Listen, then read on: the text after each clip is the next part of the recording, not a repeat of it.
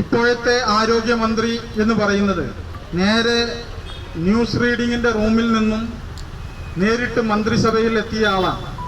LDF-കാരനായ നികേഷ് കുമാറും അതുപോലെ തന്നെ ജോൺ ബ്രിട്ടാസും എഴുതി കൊടുത്തത് വായിച്ച് പിണറായിയെ സുഖിപ്പിച്ചതിൻ്റെ പേരിൽ കിട്ടിയ മന്ത്രിസ്ഥാനം എങ്ങനെ ഭരിക്കണം എന്ന് പോലും അറിയാത്ത ഒരവസ്ഥയാണ്. കേരളത്തിലെ ആരോഗ്യ വകുപ്പ് എന്ന് പറയുന്നത് നമ്പർ 1 ആയിരുന്നു ഇതുവരെ. എന്നാൽ ഇന്ന് വളരെ മോശം അവസ്ഥയിലേക്ക് പോയി എന്ന് മാത്രമല്ല, തിരൂരങ്ങാടി നമ്മളിപ്പോൾ സമരം ചെയ്തുകൊണ്ടിരിക്കുന്നത് തിരൂരങ്ങാടി താലൂക്ക് ആശുപത്രിയിലാണ്. തിരൂരങ്ങാടി താലൂക്ക് ആശുപത്രിയിൽ എന്തെങ്കിലും ഒരു അപകടം പറ്റി ആശുപത്രിയിൽ വന്ന നമ്മൾ തന്നെ TT അടിക്കണമെങ്കിൽ സിറിഞ്ച് കൊണ്ട് നമ്മൾ വരണം. സിറിഞ്ച് കൊണ്ട് നമ്മൾ വരേണ്ട അവസ്ഥയാണ്. കഴിഞ്ഞ കോവിഡിന്റെ കാലത്ത് ഇവിടെ നിന്നും പോസ്റ്റ്മോർട്ടം ചെയ്ത ഒരു മൃതദേഹം തുന്നാത ബന്ധുക്കൾക്ക് വിട്ടതിന്റെ പേരിൽ നമ്മൾ സമരം ചെയ്തിട്ടുണ്ട്.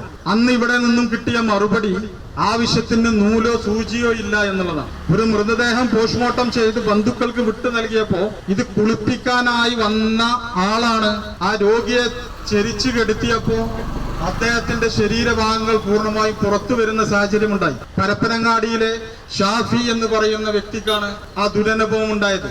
മാത്രമല്ല, കഴിഞ്ഞ ദിവസം കളിയാട്ടമുക്കിലെ ഒരു ആക്സിഡന്റ് ആയിട്ട് വിരലിൽ നഖം നഷ്ടപ്പെട്ട് ഇവിടെ എത്തി ഒരു വേലായുധേട്ടൻ.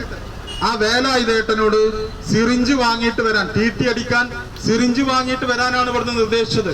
വല്ലാത്തൊരു അവസ്ഥയാണ് ഇത്. ഈ ആശുപത്രിയുടെ മാത്രം കാര്യമല്ല, എല്ലാ ആശുപത്രികളുടെയും അവസ്ഥ ഇത് തന്നെയാണ് എന്നുള്ളതാണ് സൂചിപ്പിക്കാനുള്ളത്.